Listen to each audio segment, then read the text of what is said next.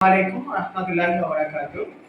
আজকে আলোচনা করব এসএসসি টেস্ট প্রিপারেশন অর্থাৎ টেস্টের প্রিপারেশন কিভাবে নিব এবং কোন ওয়েতে যদি প্রিপারেশন নেওয়া যায় আমরা টেস্টটা ওভারকাম করতে পারবো এবং ফাইনালি আমরা এসএসসি তে আমাদের লক্ষ্য অর্জন করতে পারবো।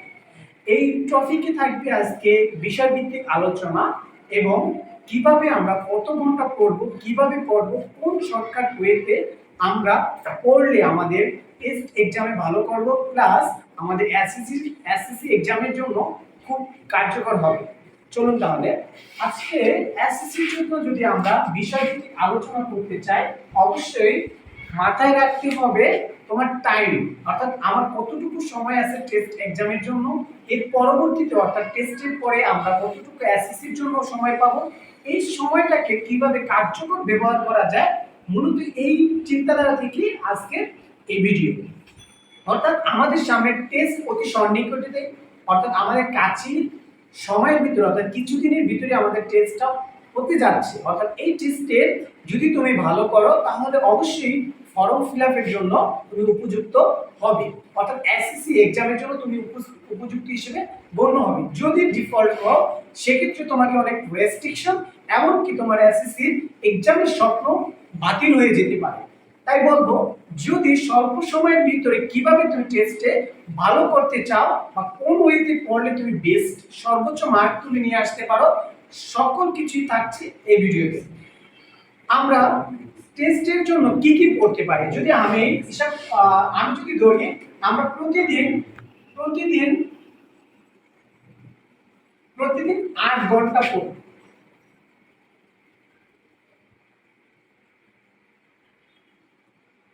8 ঘন্টা পড়ি, এটা এসএসএল। আমরা যদি প্রতিদিন 8 ঘন্টা পড়ি, আমি 8 ঘন্টা পড়ার পরেও আমার দেখতে হবে আমি কোন বিষয়গুলোতে বেশি উইকনেস আছে, কোন বিষয়টা আমি বেশি ভালো পারি। যে বিষয়টা আমার বেশি উইকনেস ওই বিষয়টাকে আমার আইডেন্টিফাই করতে হবে এবং সময়টা বৃদ্ধি করতে হবে। তাহলে আমরা যে অ্যাজ 8 ঘন্টা পড়ি এটাকে আমার নিয়ে আসতে হবে 10 ঘন্টায়, অর্থাৎ 10 ঘন্টায় রূপান্তর করতে হবে। যারা 6 ঘন্টা পড়ি তাদের জন্য 10 ঘন্টা, যারা 8 ঘন্টা পড়ি তাদের জন্য 10 ঘন্টা। এখন বলতে পারো স্যার আমার তো 2 ঘন্টায় হয়ে যাচ্ছে, বেশ তোমার মেধা তোমার চেষ্টা সর্বোচ্চ ভালো এ কারণে হচ্ছে, কিন্তু যারা অ্যাজ ইউজুয়াল অর্থাৎ মূলত যে রেগুলার স্টুডেন্ট অর্থাৎ যারা মোটামুটি লেভেলের স্টুডেন্ট আছো তাদের জন্য সাজেস্ট করব 10 আওয়ার পড়ার জন্য, অর্থাৎ 10 আওয়ার পড়া। এখন 10 আওয়ার অর্থাৎ 10 ঘন্টা যে আমরা পড়বো এটা কিভাবে পড়বো, এই 10 ঘন্টা কার্যকর কিভাবে ব্যবহার করতে পারি। আমি প্রথমেই ধরে নিলাম সকালবেলা ফজরের নামাজ অর্থাৎ ফজরের আজানের পরে আমরা উঠবো, নামাজ আদায় করব, ধর্মীয় কাজ শেষ করার পরে আমরা পড়তে বসবো। এখন পড়ার সময় সকালবেলা আমাদের অবশ্যই মাইন্ডটা খুব ক্লিয়ার থাকে, এই জন্য আমার সাজেস্ট থাকবে তোমাদের ম্যাথমেটিক্যালি যত টার্ম আছে ম্যাথ রিলেটেড অর্থাৎ ম্যাথস রিলেটেড যত টার্ম আছে টার্মগুলো অর্থাৎ ম্যাথ রিলেটেড যত সাবজেক্ট আছে অবশ্যই তুমি সকালবেলা মর্নিং শিফট অর্থাৎ যে কেউ যদি যে 7টায় উঠো সে 7টায় পড়বা, যে 6টায় উঠো 6টা থেকে শুরু করবা, যে 8টায় উঠো সে 8টা থেকে অবশ্যই শুরু করবা এবং 2 আওয়ার অর্থাৎ 2 আওয়ার্স অর্থাৎ 2 ঘন্টা তোমাকে অবশ্যই ম্যাথ রিলেটেড পড়াশোনা করতে হবে। মূলত আমাদের বাংলাদেশি স্টুডেন্টরা ম্যাথ আর ইংলিশে বেশি দুর্বল, অর্থাৎ তারা ম্যাথ আর ইংলিশকে বেশি ইগনোর করে বা ম্যাথ ইংলিশকে বেশি পছন্দ করে না। এই কারণে আমার সাজেস্ট থাকবে সকালবেলা যখন আমাদের মাইন্ড একদম ক্লিয়ার থাকে ফ্রেশ থাকে 2 আওয়ার ম্যাথ করতে পারো, তাহলে বাকি থাকে কত ঘন্টা? 8 ঘন্টা। এখন এর ভিতরে আমাকে স্কুলে যেতে হবে, স্কুলের কাজ করতে হবে, হোমওয়ার্ক করতে হবে, সব কাজ করতে হবে। তাহলে তুমি যদি সকাল 8টা আমি ধরে নিলাম তুমি প্রতিদিন সকাল 8টা বাজে উঠবা, তাহলে 8টা বাজে থেকে পড়াশোনা শুরু করো, তাহলে 10টা পর্যন্ত তোমার 2 ঘন্টা অর্থাৎ 8টা থেকে 10টা 2 ঘন্টা তুমি ম্যাথ করলা, ম্যাথের জন্য 2 ঘন্টা প্রিপারেশন নিলাম। এখন ম্যাথটা কিভাবে করব অর্থাৎ ম্যাথের প্রিপারেশনটা আমরা কিভাবে নিতে পারি। তুমি ধরো ত্রিকোণমিতিতে ভালো পারো, ওই ত্রিকোণমিতিটা প্রতিদিন একবার দেখবা, জাস্ট একটা গ্লাস একবার চোখে দেখবা। তুমি ধরো বীজগণিতে ভালো পারো অর্থাৎ বীজগণিতটা তোমার কাছে বেশি কষ্টকর বা ভালো লাগে না, বাট এটা তুমি প্রতিদিন 3টা অঙ্ক করবা অর্থাৎ একটা অঙ্ক করবা বা ওই রিলেটেড আরো 2টা অঙ্ক অবশ্যই তোমাকে দেখতে হবে। যেমন তার ভিতরে আবার আছে জ্যামিতি, অর্থাৎ জ্যামিতির ভিতরে কি আছে সম্পাদ্য উপপাদ্য। সম্পাদ্যটা আমরা কি করি, একটা জ্যামিতিকে কিভাবে আকৃতি করা যায়, এর বৈশিষ্ট্য কি, এটা কাকে বলে বা কি উপাদান দিয়ে গঠিত হয়, সকল কিছু মুখস্থ করা প্রয়োজন হয়। তাহলে আমরা জ্যামিতি থেকে পড়তে পারি। তারপর আছে আমাদের পরিসংখ্যান, অর্থাৎ পরিসংখ্যান থেকে তোমাকে অবশ্যই দুইটা কোশ্চেন থেকে একটা কোশ্চেন মাস্ট অ্যানসার করা লাগবে। অর্থাৎ ম্যাথ থেকে আমাদের কি কি করতে হবে, বীজগণিত থাকবে, বীজগণিত, অর্থাৎ তোমার তিনটা অ্যানসার করাই লাগবে। বীজগণিত, পাটিগণিত আছে অর্থাৎ ত্রিকোণমিতি আছে,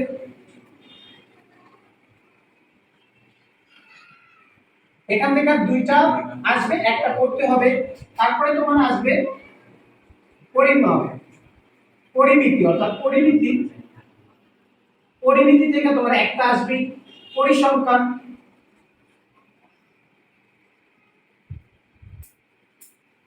অর্থাৎ এসএসসি বা টেস্টে তোমার পরিসংখ্যান থেকে একটা কোশ্চেন থাকবে, আরেকটা কোশ্চেন থাকবে পাটিগণিত, পাটিগণিত বা জ্যামিতির অংশ থেকে, জ্যামিতি, জ্যামিতি অংশ, অর্থাৎ জ্যামিতি থেকে তোমার তিনটা কোশ্চেন থাকে, সেখান থেকে তোমাকে অবশ্যই দুইটা, অর্থাৎ তাহলে কত, পাঁচটা, আটটা, এখান থেকে দুইটা করতে হবে। বীজগণিত থেকে দুইটা, জ্যামিতি থেকে দুইটা, পরিমিতি থেকে একটা, পরিমাপ তার ত্রিকোণমিতি থেকে একটা, এবং পরিসংখ্যান থেকে অবশ্যই তোমাকে একটা অ্যানসার করা লাগবে। এখন তুমি এর গুরুত্ব বুঝবে, অর্থাৎ আমার যে জ্যামিতির জন্য দুইটা প্রিপারেশন দেওয়া লাগবে, এই জ্যামিতিতে আমি কতটুকু এক্সপার্ট বা কি পরিমাণে জ্যামিতি আমার আয়ত্ত আছে সে সম্পর্কিত তথ্য নিয়ে তুমি জ্যামিতিতে সময় দিতে পারো। এবার তুমি ধর বীজগণিতে ভালো পারো, তোমার জন্য বীজগণিতে সাজেস্ট করব প্রতিদিন, অর্থাৎ 10 মিনিট 20 মিনিট সময় দাও। ওই যে 2 ঘন্টা তুমি ম্যাথে দিবা, এর ভিতরে বীজগণিতের জন্য 20 মিনিট, ত্রিকোণমিতির জন্য একটা প্রয়োজন। এখন ত্রিকোণে যদি তোমার সমস্যা থেকে থাকে অবশ্যই ত্রিকোণমিতির জন্য একটু সময়। স্টুডেন্টরা যেহেতু গণিতে বেশি দুর্বল, অর্থাৎ গণিতকে বেশি ভয় পায়, তাই আমি তাদের বলবো তুমি কি জ্যামিতির অংশ থেকে দুইটা অংশ অ্যানসার অবশ্যই করবে। অর্থাৎ এখানে 20 মার্ক তোমাকে আয়ত্ত নিয়ে আসতে হবে যেভাবেই হোক। বীজগণিত একটু হার্ড, বাট এটা যদি করো নিয়মিত অবশ্যই সহজ। এখান থেকে দুইটা থেকে তুমি একটা অ্যানসার করবাই, অর্থাৎ তিনটা থাকবে, তিনটা থেকে একটা দিবে, অর্থাৎ 10, তাহলে তোমার 30 হয়ে গেল। আর এই যে পরিসংখ্যান, এটা মাস্ট স্টুডেন্টের জন্য প্রিয় একটা গণিতের ম্যাথমেটিক্যাল টার্ম হলো পরিসংখ্যান, অর্থাৎ ডাটা অ্যানালাইসিস। এই ডাটা অ্যানালাইসিস বা পরিসংখ্যান থেকে তুমি একটা অ্যানসার করো, তাহলে কত হলো, 20 আর 30 40, অর্থাৎ তোমার জন্য মার্ক 5 মার্ক দরকার 24, তোমার 40 হয়ে গেল। এবার পরিমিতি বা ত্রিকোণমিতি, এই চ্যাপ্টারটা একটু হার্ড, একটু ডিপ। যারা স্মার্টলি এই চ্যাপ্টারের প্রতি বেশি দক্ষ তারা এটা অ্যানসার করতে যাবা। বাকিরা পরিমিতির জন্য প্রিপারেশন নাও, অর্থাৎ তোমার যে সাবজেক্ট অর্থাৎ পরিমিতির অংশটা তুমি যদি ভালো বুঝে থাকো, ভালো পেরে থাকো, অবশ্যই অ্যানসার করবে।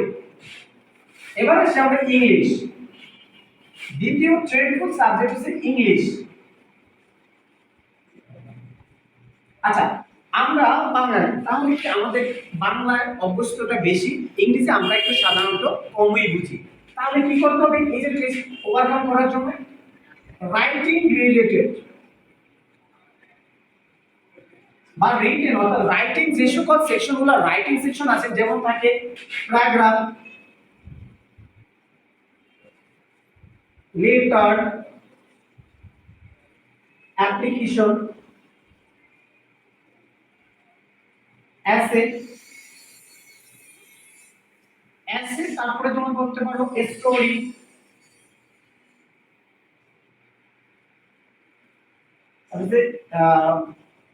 স্টোরি আসছে, তারপরে তোমার রিপোর্ট। আচ্ছা, স্টোরি, এই যে পাঁচটা অপশন বা এই যে রিলেটেড, অর্থাৎ মুখস্থ যে বিষয়গুলো, এই বিষয়গুলো অবশ্যই আমাকে আয়ত্ত করে নিয়ে আসতে হবে। যদি প্যারাগ্রাফ তুমি সর্বোচ্চ, তাহলে তোমাদের জন্য সাজেস্ট করবো, অর্থাৎ তুমি মুখস্থ যে সকল পয়েন্টগুলো আছে, paragraph, letter, application, story, composition, এই বিষয়গুলোর প্রতি জোর দিবা। যারা মুখস্থের উপর পারদর্শী, অর্থাৎ তোমরা হ্যান্ডরাইটিং করতে পারো না, অর্থাৎ কোনো একটা জিনিস বানিয়ে লিখতে পারো না, তারা অবশ্যই মুখস্থের উপর, যেমন আসতে পারে বিগত কয়েক বছর 10 বছরের কোশ্চেন অ্যানালাইসিস করলে আমরা যেগুলো দেখতে পারি, ওই কোশ্চেনগুলাই তুমি বেশি বেশি ফলো করবা।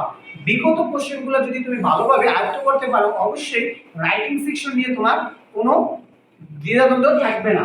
এবার আসি আমরা ইংলিশে আরো বিষয় থাকে, সেটা হচ্ছে কম্পিটিটিভ লেখা। তারপর আছে তোমার উইথ গ্রামাটিক্যাল আইটেম আছে অনেক। তার এই গ্রামাটিক্যাল আইটেমগুলো প্রতিদিন প্র্যাকটিস করা লাগবে। বিশেষ করে প্র্যাকটিস করার পাশাপাশি তোমাকে হ্যান্ড নোট করে রাখতে হবে, যাতে তুমি ওই বিষয়টা পরীক্ষার আগের দিন রাতে এক নজর দেখে যেতে পারো। এবার আছে আমরা যারা গ্রুপিয়ান সাবজেক্ট অর্থাৎ কমার্স, যারা কমার্সে আছে অর্থাৎ গ্রুপিয়ান সাবজেক্টের পিছনে accounting, accounting is the most important subject for the business student অর্থাৎ বাণিজ্য শাখার ছাত্রছাত্রীদের জন্য এটা হচ্ছে একটা থ্রেডফুল সাবজেক্ট বা একটা মজাদার সাবজেক্ট বলতে পারি আমরা। কারো কাছে থ্রেড, কারো কাছে এনজয়েবল সাবজেক্ট। আমার কাছে বিশেষ করে এটা হচ্ছে একটা এনজয়েবল সাবজেক্ট। এটা খুব সহজ একটা সাবজেক্ট, বাট স্টুডেন্ট কি করে এখানে না বোঝার ফলে তারা এখানে সময় কম দেয় এবং কি তাদের বেসটা অর্জন করতে পারে না। এর ভিতরে অ্যাকাউন্টিং এর ভিতরে আমাকে অবশ্যই একটা চ্যাপ্টার আছে তোমার আর্থিক হিসাব বিজ্ঞান অর্থাৎ আর্থিক হিসাব বিজ্ঞান।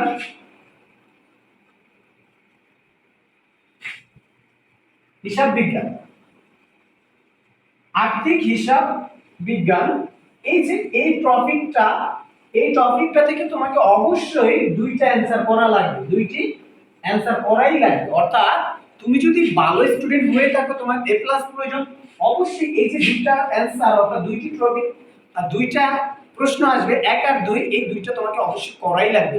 সবচেয়ে অ্যাকাউন্টিং এর ছাত্রছাত্রীদের এই যে আর্থিক হিসাব বিজ্ঞান, এটাকে সবচেয়ে ভয় পায়। বা এটা একটা সিকোয়েন্সিয়াল, অর্থাৎ তুমি যদি নিয়মিত পড়াশোনা করো বা তুমি যদি অল্প সময়ের ভিতরে আয়ত্ত করতে চাও, সেক্ষেত্রে তোমাকে সর্বোচ্চ 40টা লেনদেন বা ট্রানজেকশন আমি সাজেস্ট করব। তুমি 40টা ট্রানজেকশনের ব্যবহার শিখে রাখো, অবশ্যই তুমি এই আর্থিক বিবরণী নিয়ে তোমার কোনো ঝামেলা থাকবে না।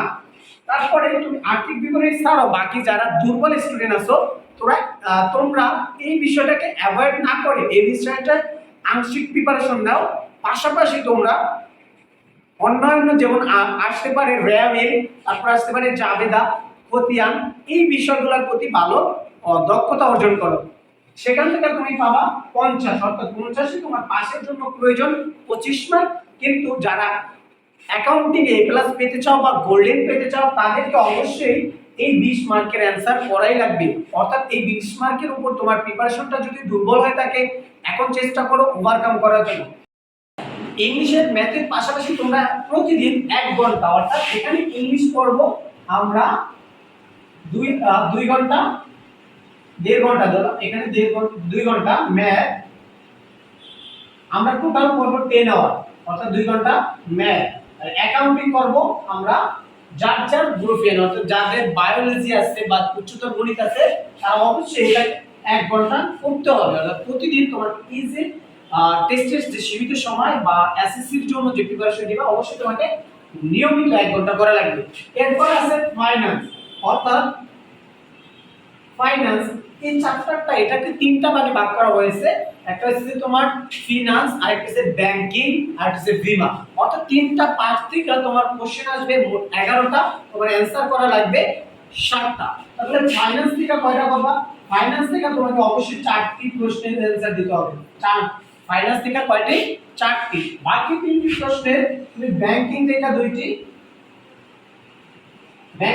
2টি, আর বীমা থেকে 1টি। অর্থাৎ তোমাদের যে ফাইন্যান্সের ম্যাথমেটিক্যাল কিছু চ্যাপ্টার আছে, যেমন মূলধন ব্যয় আছে, মূলধন ব্যয় প্রাক্কলন আছে, অর্থায়ন আছে, আর আয় ব্যয় হিসাব আছে। এই যে অধ্যায়গুলা বা আর্থিক যে অধ্যায়গুলো আছে ফাইন্যান্সের, যেখানে ম্যাথ আছে, ওই ম্যাথগুলো আমরা খুব সহজেই সলভ করে ফেলবো। যেখানে সমস্যা, ওই সমস্যাটা অতি দ্রুত ওভারকাম করবো। ম্যাথ এই ফাইন্যান্স বা গ্রুপ সাবজেক্টের জন্য আমি 1 ঘন্টা রিজার্ভ করলাম। তারপর আছে ব্যবসায় উদ্যোগ বা এন্টারপ্রেনারশিপ। এন্টারপ্রেনারশিপ একটা মজাদার সাবজেক্ট। এটা কৃষি শিক্ষা রিলেটেড, অর্থাৎ তোমাকে উদ্যোক্তা কিভাবে হতে হয় সে সম্পর্কিত তথ্য। এখানে ম্যাথ রিলেটেড কিছু নেই। এটার জন্য আমরা প্রতিদিন বরাদ্দ রাখবো 30 মিনিট। ওকে, তাহলে আমাদের কত হলো? 1 2 3 4, তাহলে 6 ঘন্টা, 6.5 ঘন্টা। বাকি যে 3 ঘন্টা 50 মিনিট থাকবে, অর্থাৎ 3 ঘন্টা 30 মিনিট থাকবে। এই 3 ঘন্টা 30 মিনিট কি করবো, বাকি সাবজেক্টগুলো থাকি কি, বিজ্ঞান, বাংলা প্রথম, বাংলা দ্বিতীয়, প্লাস কৃষি শিক্ষা, আইসিটি এবং যাদের শারীরিক শিক্ষা বা গার্হস্থ্য বিজ্ঞান আছে ওই সকল বিষয়। তো বিজ্ঞান একটু মোটামুটি হার্ড সাবজেক্ট বিজ্ঞান। বিজ্ঞানের জন্য আমরা প্রতিদিন 1 ঘন্টা পড়বো। কয় ঘন্টা পড়বো? 1 ঘন্টা। 1 ঘন্টা কিভাবে পড়বো? তুমি বিজ্ঞানের পুরো চ্যাপ্টার বা পুরো বইটা না করে কিছু চ্যাপ্টার বা কিছু টপিক সিলেক্ট করো। অর্থাৎ আমি 5টা টপিক পড়ব, 5টা থেকে 5টা অ্যানসার অবশ্যই করব। বিজ্ঞান কিন্তু মুখস্থ না, এটা বুঝতে হবে এবং এর অ্যানসারটা করা লাগে। যারা অন্যান্য যেমন যারা আর্টসে আসো বা সায়েন্সে আসো তাদের জন্য সাজেস্ট থাকবে তোমার কোন সাবজেক্ট বা কোন বিষয়ের উপরে তুমি দুর্বল, ওই দুর্বলতা কাটিয়ে ওঠার জন্য এবং কিভাবে সহজে এটা তোমার লক্ষ্যের দিকে ধাবিত করা যায়। এবার থাকবে আমরা যদি যদি আমরা ডিফল্ট অর্থাৎ টেস্টের যদি প্রিপারেশন আমাদের ভালো না থাকে, আনফরচুনেটলি ডিফল্ট হই, সেক্ষেত্রে মনে রাখতে হবে তোমাকে এসএসসির জন্য এসএসসি 2025 এর জন্য অ্যালাউ করা হবে না।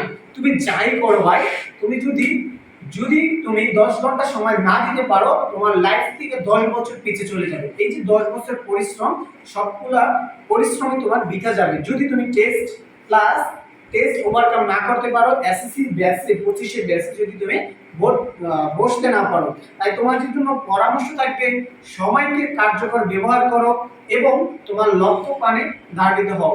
সকলকে ধন্যবাদ। আসসালামু আলাইকুম।